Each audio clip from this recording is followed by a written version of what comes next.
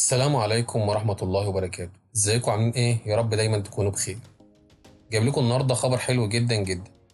الناس اللي بتروح تشتري البوتاجاز من غير ما تسأل وبتاخد بالشكل، اكيد اول سؤال بيدور في دماغكم: البوتاجاز ده حلو ولا ايه؟ اشتري البوتاجاز ده ولا في احسن منه؟ انا بقى جاي عشان اساعدكم. الشركة اللي هنتكلم عليها النهارده، موضوع حلقتنا عليها النهارده، اسمها مسمع جدا وبقت الاكثر شهرة في عالم البوتاجازات. نزلت حوالي 20 موديل من البوتاجازات. اكيد عرفتوا هنتكلم عن بوتاجاز ايه.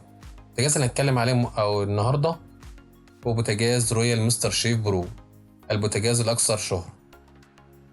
ليه بقى اكثر شهرة؟ لان احنا بنتكلم كده في بوتاجاز الفئة العالية، في اقل منه وموديلات اقل منه، ولكن الموديل ده في جميع الاوبشنات اللي انت بتدور عليها. عايز تصميم هتلاقي، عايز شكل هتلاقي، عايز تشغيل فرن وشوايه مع بعض موجود، عايز فرن واسع موجود، عايز اير فراير موجود، مراوح تبريد للمفاتيح موجودة برضو، مروحة توزيع الحرارة توزع حرارة في الأكل موجودة. يعني بمعنى صح أنا جبت الأوبشنات كلها وحطها لك في البوتاجاز ده. ولكن السؤال بيدور بقى في حاجة واحدة: هل الكلام ده حقيقي؟ هل البوتاجاز ده عملي وجودته كويسة ولا شكله وبس؟ خلاص يا صديقي، طلبك عندنا. أنا لقيت لك الحل. احنا هنجيب بوتاجاز وهنطلعه من الكرتونة ونشرح طريقة تركيبه ونشرح تشغيله. هنتكلم عن مميزاته وهنتكلم برضه عن عيوبه ومن وجهة نظري، وانا وظيفتي اساعدك وانت لكم الاختيار. تعالى نبدأ الحلقة.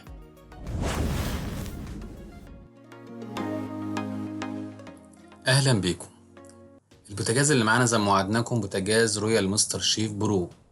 عشان في ناس بتسألني ايه رأيك في بوتاجاز رويال؟ ما هو اللي بعد رويال ايه؟ يعني في رويال في موديلات كتير، اللي بعد رويال ايه؟ اللي معانا ده رويال مستر شيف برو من الفئة العالية. في اعلى منه برضه رويال بروفيشنال، ان شاء الله برضه هنشرحه في حلقة جاية بإذن الله. بس احنا بنتكلم النهارده عشان نفصل البوتاجاز ده ونشرح كل مكوناته. البوتاجاز زي ما انتم شايفينه احنا حلناه من الكرتونه، الرجول والفواني بتيجي معاه لو غاز طبيعي، وكل حاجه هنشرحها كله بالتركيب. هنركبه ونشرح طريقه تشغيله عشان اللي ما يعرفش برضه يقدر يفهم ويعرف، ويقدر لو انت لسه هتجيبه تعرف مواصفاته. بيجي مدخلين غاز زي ما انتم شايفينه. لو انت جبته جديد لازم تشيل اللزق ده، اللزق اللي على البوتاجاز ما تسيبهوش. اللزق يا جماعه غلط، بتقول لك بيحافظ عليه، مش بيحافظ عليه. اللزق ده بيسيح وبيبوظ الاستانلس. فانت لسه جايبه جديد، قبل ما تدخله في مكان وتضيقه، المكان ضيق قصدي، هتفكه، شيل اللزق اللي عليه كله، تفكه كله ودخله في مكانه. عايز تغسله بسفنجة عادي وتغسله مفيش مشاكل، ده ستانلس. ده البوتاجاز اهوت، وفيه 20 موديل من الورقة اللي احنا شفناها دلوقتي. هنتكلم بقى على البوتاجاز. عندنا اول حاجة الحوامل. الحوامل دي زهر، طبعا ما بتاكلش، ما بتصديش. الحوامل الزهر بتعيش وتعيش، وكمان ثبات في الحل. بس لو وقعت منك هتفرفت حياتك. يعني انت عايز تحطها، حطها زي ما انت حطها على الحوض كده، وحط حته سفنجه تحت منها واغسلها. وخلي بالك تكون حريص عليها بالراحه لان دي زهر. لو اتكلمنا بقى على العيون او دي الغرف ديت كلها شركات ايطالي. دي شركه ديفنداي، شركه ايطاليه. يعني البوتاجاز مديك غرف، ودي الفونيا اللي هي بتطلع الغاز اللي بتولع. دي الفونيا دي اللي جوه، دي الشركه اللي احنا قلنا عليها ديفنداي. دي شركه نظيفه ومحترمه. وده الامان اللي هو الحساس والاشعال، هنشرحهم برضو دلوقتي. الاشعال الذاتي والامان اهي برضو شلناها بره عشان تشوفوها. دي شركه ديفنداي، شركه نظيفه ومحترمه. الغرف طبعا بتبقى اسهل من المواسير، يعني انت مسحها. طبعا البوتاجاز تحس لو مقفل كله، مفيش مجال تخش منه ايه زيوت ودهون. وهتلاقي الفواصل ما بين العينين دولت والعين اللي جنب منها هتلاقي في فاصل. ده اللي هو يدل حاجه، مثلا حاجه فارت منك مش هتغسل كله بوتاجاز. وكمان لو دخلنا على التهويه هتلاقي التهويه بتاعته من ورا جميله. محدش يا جماعه يسدها بورق ألموني. اوعى تسد التهويه ديت، ما تحطش ورق سلوفان عليها. الازاز عندنا برضو انت سهل تفكه خالص اهو، ممكن تقدر تغسله بره، بس بالراحه وكون حريص عليه. ازاز محمل وتقيل، لكن لازم نحافظ عليه. هو ازاز مرايه عاكس، تقدر تشوف اللي انت هتلاقي نفسك مش شايف نفسك فيه. في ازاز تاني تحس ان انت مش شايف حاجه، ابيض. لا ده مرايه عاكس، شكله جميل ولايق على البوتاجاز. بينزل كمان معاه حامل قهوه.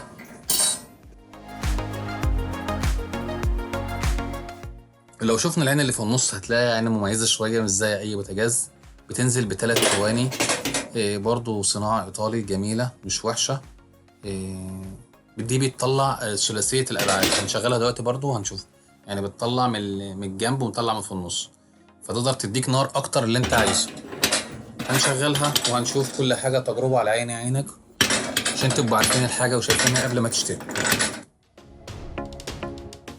إيه، انا كده لاحظت حاجه كده هنتكلم عليها برضو دلوقتي وانا بضغط على الستانلس، وهنتكلم برضو عليها.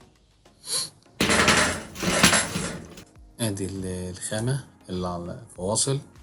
الفواصل دي ما عجبتنيش شويه، بس يعني بتحس الحوامل مش كله واخده كله بوتاجاز. طيب البوتاجاز طبعا بيتكون من شاشه ديجيتال، الاوكر. الاوكر كمان جميله، بص كده. لاحظت حاجه، الاشعاع مجرد ما تضغط عليها بيضرب في العيون كلها، ولكن الاوكرا هنا تحس ان هي مشرشره، فدي ممكن لو اتوسخت منك هتبقى صعبه شويه. فانت حاول بقى ايدك تكون نظيفه، المفتاح من جوه نحاس ونضيف. الاوكرا زي ما انت شايفين بمجرد ما بضغط بيطلع النار. هتلاقي كل على الشاسيه اللي عليه الشاسيه الستانلس هتلاقي عليه رسمتها. الاحمر هو عامل لك 5 مربعات، الاحمر ده بتاع اللي ورا، الاحمر قدام، كل واحده عليها رسمتها. الاحمر دي اللي في النص. البوتاجاز مرسوم وبيرسم، يعني اي حاجه انت عايز تعرفها مش سهله جدا. دي الشوايه اللي فوق. عندنا ده الفرن اللي فيه الدرجات، ده معروف الفرن. الدرجات ده فيه ترموستات طبعا نضيف برضه. المفاتيح كلها من جوه ستانلس. الاوكر فبر جميله وكمان كبيره وحلوه. العلامه الحمراء دي تديك المطفي، في علامه كبيره دي العالي وفي علامه الواطي. هوريهم لك برضه، وهوريهم لك شغالين اهو. ده العالي لو انا حركت الاوكرا ديت تحتها، وده الواطي لو حركت تحتها هيجيب لك الدرجه العاليه بتاعه البوتاجاز. نجرب كده. انت كده ما تعرفش تفتح، لازم نضغط لجوه ونحرك شمال. يعني اضغط على البوتاجاز من جوه، ايوه. هو غاب شويه عشان اول مره يشتغل، فعلى ما يفضل هو اللي فيه. كده اشتغلت والنار زرق قدامنا 100. كده العالي. نفتح ونجرب تاني.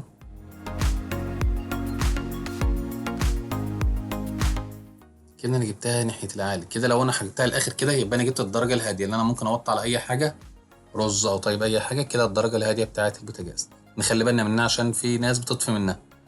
يبقى في درجه عندنا عاليه وفي درجه الواطيه. الدرجه الواطيه ديت عشان لو طفى، عشان لو جبت الاخر يجيب لك الدرجه الهاديه على الطيب حاجه على الاخر كده، ايه رز لحمه طيب حاجه، يبقى تسيبها على الدرجه الواطيه. يبقى زي ما احنا قلنا العالي وادي الواطي اهوت شايفينه. شغل بقى كده كله. لو انا سبت ايدي على طول زي ما انا فصلت كده هيفصل مني، لازم أنا افضل ضاغط حوالي 5 ثواني او 10 ثواني لحد ما النار تثبت. لو انا سبت ايدي زي ما كنت سبتها دلوقتي النار هتفصل على طول. ده الشوايه وده الفرن. خلينا نشغل العيون الاول.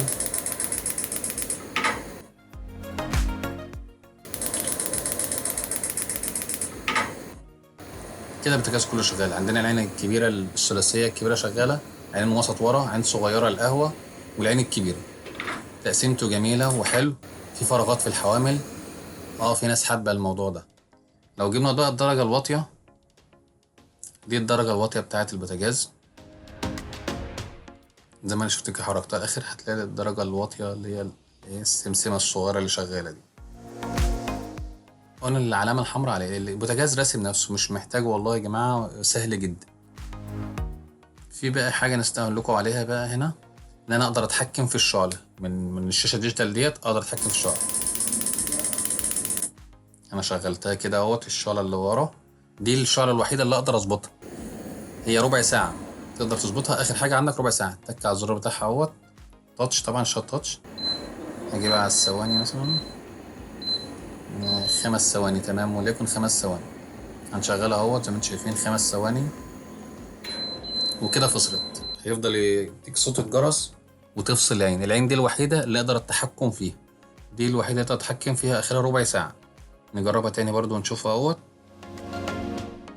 انا كده شغلت النار، اقدر برضو اظبط تاني اهي، اظبطها تاني اهو 4 ثواني. واتكيت على الزرار اخر واحد التاتش اللي على اليمين ده بتاع التحكم فيه. فصلت النار كده، مفيش غاز بيطلع خلاص. لاحظت حاجه من شويه فقلت بقى نجيبها لكم كده ونوريها لكم. فكنا الحوامل، فكنا كل حاجه. لاحظ حاجه معايا، انا بمجرد اللي انا بضغط على الاستانلس بصوابعي الاستانلس بيلب مني. شايفين يا جماعه؟ انت لو عملت تحت منها دعامات هتشيل الاستانلس ده كده معناها اللي مفيش فاضي. نكمل الفرن بقى. اول حاجه عندنا الاضاءه، تاني حاجه الشوايه دي عندنا الباسكت رول ديت اللي هي زي الاير فراير، تقدر تقلي بطاطس، تقدر تقلي فراخ بدون زيت عن طريق الهواء السخن طالع من المروحه.